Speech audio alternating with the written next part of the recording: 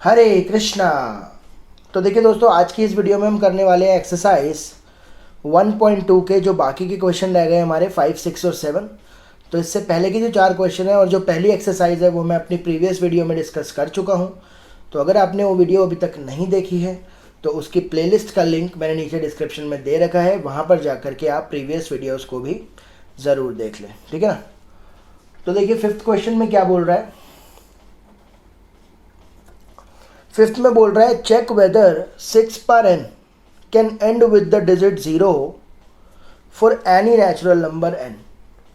बोल रहा है क्या आप कोई ऐसी n की वैल्यू आप जो मर्जी मान लो, n को 1 मान लो, 2 मान लो, 3 मान लो, 4 मान लो, क्या आप ऐसा कोई नंबर जानते हो जो मैं यहाँ पर पुट करके इसको सॉल्व करूँ तो एंड में 0 आ जाए। जैसे अगर मैं 1 पुट करूँ तो 6 आ रहा है, 2 पुट करूँ 36 आता है, 3 पुट करूँ तो 216 आता है, 6 का क्यूब होता है 216। ऐसे ही मैं देख रहा हूँ हर बार मैं पावर्स पुट कर रहा हूँ तो एंड में क्या आ रहा है, 6 आ रहा है। लेकिन वो बोल रहा है कि क्या आप ऐसी n की वैल्यू जानते हो जो यहाँ पर पुट करके सॉल्व करूँ पावर को तो लास्ट में 0 आ जाए। तो इसके लिए हमें समझना पड़ेगा कि जिन नंबर के लास्ट में 0 है उन नंबर का क्या बिहेवियर है। जैसे मान लो मैंने एक नंबर लिया 20, इसके लास्ट में 0 है, तो क्या चीज़ इसका बिहेवियर क्या है।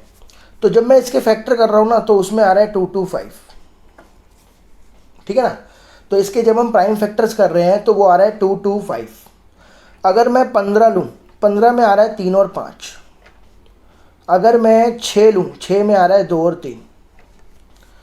तो देखो भाई यहाँ पर इन तीनों नंबर के फैक्टर से हमने ये देखा कि यार जिसके लास्ट में 0 है उधर 2 और 5 होना बहुत ज़रूरी है। अगर सिर्फ 5 होगा तब भी वो लास्ट में 0 नहीं देगा, अगर सिर्फ 2 होगा तब भी लास्ट में वो 0 नहीं देगा। यानी कि ऐसा नंबर जिसके फैक्टर में 2 और 5 है तभी तो मिलकर के 10 बनाते हैं वो, तभी तो लास्ट में 0 आता है, ठीक है ना। तो हमने देखा कि यार जिन नंबर के फैक्टर में, प्राइम फैक्टर में 2 और 5 होंगे केवल वही नंबर लास्ट में 0 देगा, अदरवाइज नंबर 0 नहीं देगा। तो मैंने जब इसके फैक्टर करे 6 पावर n के फैक्टर करे जब, तो वो आ रहे हैं 2 इंटू 3।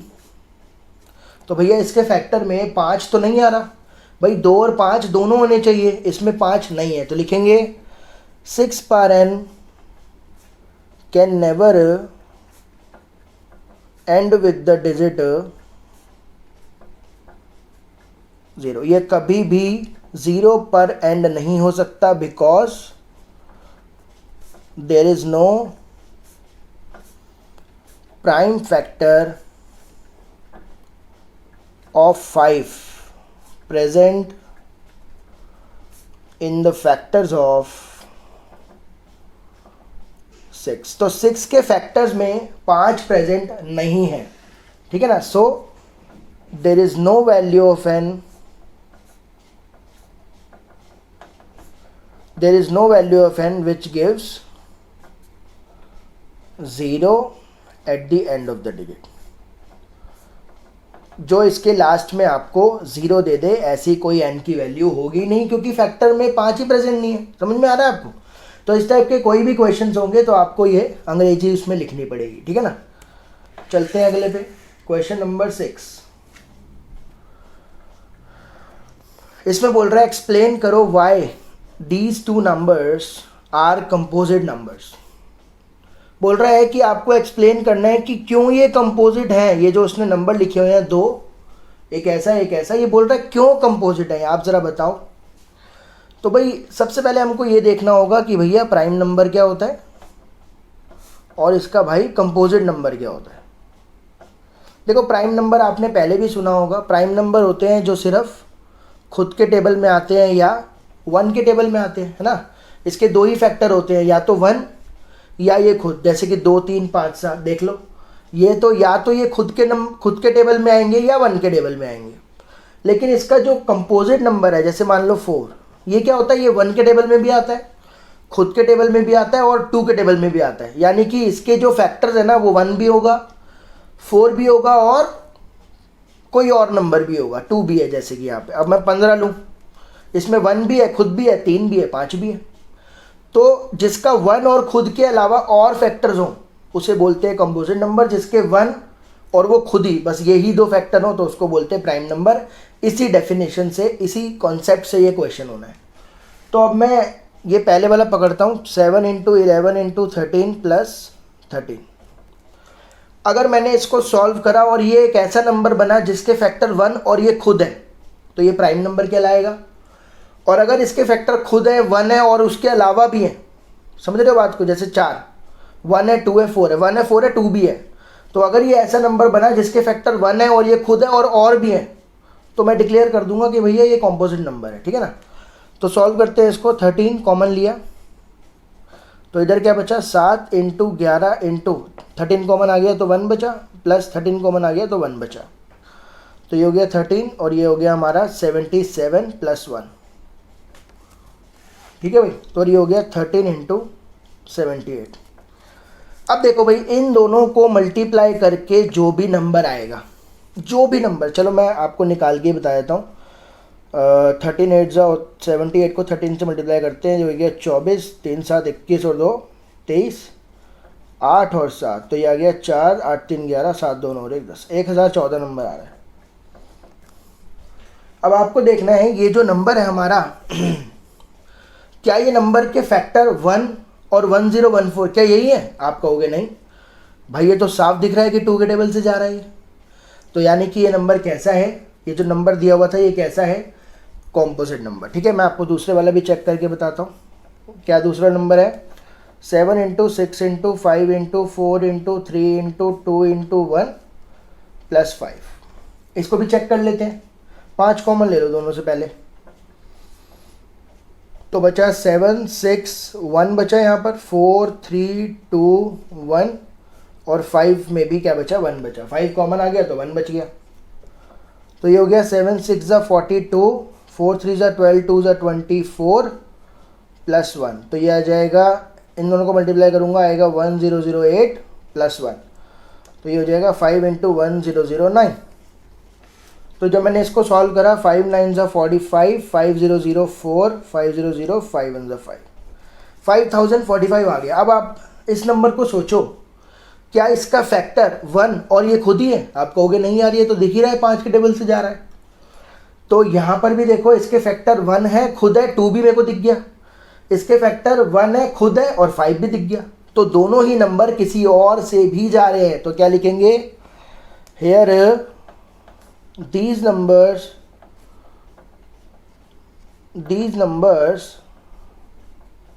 have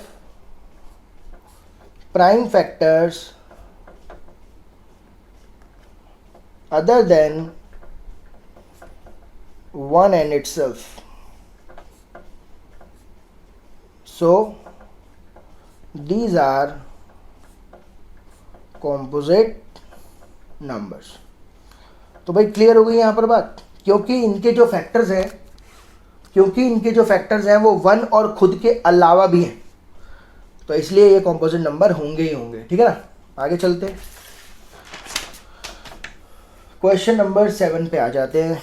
देखो भाई, इसमें बोल रहा है there is a circular path around a sports field. एक सर्कुलर पाथ बना लेते हैं।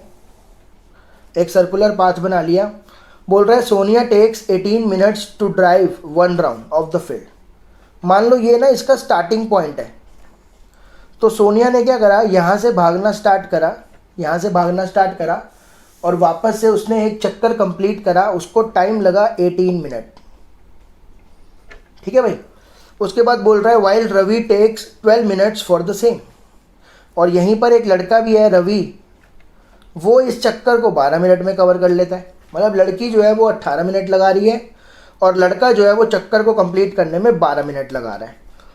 तो बोल रहा है suppose they both start at the same time. दोनों ने सेम पॉइंट पर सेम टाइम से भागना स्टार्ट करा। मान लीजिए 9 बजे दोनों ने भागना स्टार्ट करा। तो बोल रहा है सेम डायरेक्शन में भी जा रहे हैं, दोनों इसी डायरेक्शन में भाग रहे हैं। इस तरीके से ऐसे भाग के एक चक्कर कंप्लीट किया। बोल रहा है after how many minutes will they meet again at the starting point. बोल रहा है कितने मिनट के बाद दोनों का फिर से यहाँ पर मिलन होगा। आपको बताना है कितने टाइम के बाद, कितने मिनट्स के बाद दोनों फिर से यहाँ पर मिलेंगे। समझ में आ रहा है आपको? अब देखो भाई, काफ़ी सारे लोग बोलते हैं कि पहली बार मिलना है तो भैया इन दोनों का एलसीएम निकाल दो, ख़त्म। काफ़ी लोग ये बताते हैं भाई एलसीएम निकाल दे, फिनिश हो गया क्वेश्चन। लेकिन आपको पूछना चाहिए भाई क्यों एलसीएम? क्योंकि ये वर्ड प्रॉब्लम है। अगर आपने मेरी 1.1 एक्सरसाइज की वीडियो देखी हो तो उसमें मैंने आपको समझाया हुआ है, जो जब भी ये वर्ड प्रॉब्लम्स आती हैं तो हमें कन्फ्यूजन होती है यार एचसीएफ निकालना है या एलसीएम निकालना है। अगर कोई बता दे कि भाई एलसीएम निकालना है एचसीएफ, उसके बाद का काम हो जाएगा। लेकिन यही हम जज नहीं कर पाते कि एचसीएफ निकालना है या एलसीएम निकालना है। वहाँ पर मैंने डिटेल में बताया, ठीक है ना, लेकिन यहाँ पर भी मैं आपको बताऊँगा। तो अगर कोई बोलता है कि एलसीएम निकाल दे, आंसर आ गया, तो भाई आपको उससे पूछना चाहिए भाई कि क्यों एलसीएम लगा दूँ, क्योंकि ये क्यों ही आपका नॉलेज को क्या करेगा, आगे बढ़ाएगा। ठीक है ना, आपको ऐसा सीखना है कि आप दूसरों को भी अच्छे से सिखा पाओ। ठीक है ना, तो अब मैं आपको बताऊंगा कि क्यों बोला गया कि एलसीएम निकालना है। तो इसके लिए वही है, हमें बेसिक पर जाना पड़ेगा कि एचसीएफ क्या होता है और एलसीएम क्या होता है। ठीक है ना, मान लो दो नंबर है 4 और 8, इनका एचसीएफ होता है हाईएस्ट कॉमन फैक्टर, एक ऐसा नंबर जो इन दोनों को क्या कर दे, डिवाइड, मैक्स टू मैक्स जो आप बता पाओ। देखो इन दोनों को 1 भी डिवाइड कर रहा है, 2 भी डिवाइड कर रहा है, 4 भी डिवाइड कर रहा है, नो डाउट। लेकिन 4 के आगे ऐसा कोई नंबर नहीं है जो इन दोनों को डिवाइड कर रहा हो। तो 4 मैक्स है ना, तो मैक्स नंबर बताना है तो मुझे क्या, 4 क्या है, इन दोनों का एचसीएफ है, क्योंकि 4 के बाद ऐसा कोई नंबर ही नहीं है जो इन दोनों को डिवाइड कर दे, है कि नहीं। और एलसीएम में क्या होता है, मान लो 3 और 5 दो नंबर हैं। अब आपको क्या बताना है, इनका एलसीएम। एलसीएम होता है वो पहला नंबर जिनको ये दोनों डिवाइड कर दे। तो जिनको ये दोनों डिवाइड कर रहे हैं वो पहला नंबर है 15। अब ऐसा नहीं है कि 15 ही होगा आंसर, मतलब आंसर तो खैर 15 ही है, लेकिन ऐसा नहीं है कि 15 ही ऐसा नंबर है जो जिनको ये दोनों डिवाइड कर रहे हैं। आगे 30 भी होगा, 45 भी होगा, 60 भी होगा, 75 भी होगा, लेकिन पहला ये है। तो अगर मैक्स पूछा जाता है कि भैया मैक्सिमम नंबर बताओ जो इन दोनों को डिवाइड कर रहा है, तो 4 बोल रहा है। पहला नंबर लीस्ट कॉमन मल्टीपल, पहला नंबर जिनको ये दोनों डिवाइड कर रहे हैं 15। तो आपको देखना है कि मैक्स नंबर बताना है या पहला नंबर बताना है, क्योंकि इसका मैक्स नंबर तो मैं बता ही नहीं पाऊंगा। इसका एंड नंबर क्या है पता है आपको? नहीं, 15, 30, 45, 60, 75 ये तो चलता ही रहेगा। तो पहला नंबर। अब इस क्वेश्चन को देखो, पढ़ो। यहाँ पर क्या हुआ, ये 12 मिनट और 18 मिनट बोल रहा है पहली बार कब मिले। जो भी आंसर आएगा पहली बार अगर उसने बोल दिया तो मुझे बताया ना, पहला नंबर बताया ना मेरे को। देखो मान लो पहली बार 30 मिनट पर मिले, एग्जाम्पल ले लो, पहली बार 30 मिनट पर मिले, तो ऐसा थोड़ी है कि 30 मिनट पर ख़त्म हो गया। अगर मान लो वो भाग रहे हैं तो फिर 60 मिनट पर मिलेंगे, फिर 90 मिनट पर मिलेंगे, फिर 120 मिनट पर मिलेंगे, लेकिन हमें पहला बताना है।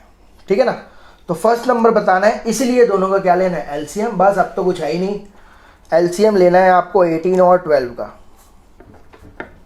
18 एंड 12। तो 12 के फैक्टर क्या होते हैं, 2, 2, 3, यानी कि 2 की पावर 2 इंटू 3 की पावर 1, और 18 का फैक्टर होता है 2, 3, 3, तो 2 इंटू 3 की पावर 2। अब एलसीएम क्या होता है, एलसीएम होता है दोनों में कॉमन और बड़ी पावर।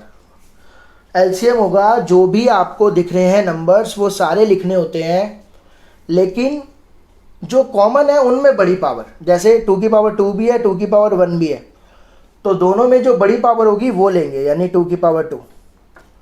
इन दोनों में 3 कॉमन है, 3 की पावर 1 है, 3 की पावर 2 है, तो दोनों में जो कॉमन है और बड़ी पावर 3 की पावर 2, तो ये होगा 4 इंटू 9। 36 मिनट के बाद इन दोनों का पहली बार मिलन होगा, लेकिन ऐसा नहीं है 36, 72 पर भी होगा, 108, ये चलता रहेगा। आखिरी नंबर मेरे को नहीं पता, लेकिन पहला ही है, पहली बार मिलन स्टेज पर होगा। ठीक है ना, एलसीएम कैसे निकालते हैं, दोनों में एलसीएम में सारे नंबर लिखते हैं, जो जो आपको दिख रहे हैं वो सब, लेकिन जो कॉमन है उनमें बड़ी पावर, जैसे 2 कॉमन है बड़ी पावर, 2 कॉमन है, 3 कॉमन है बड़ी पावर।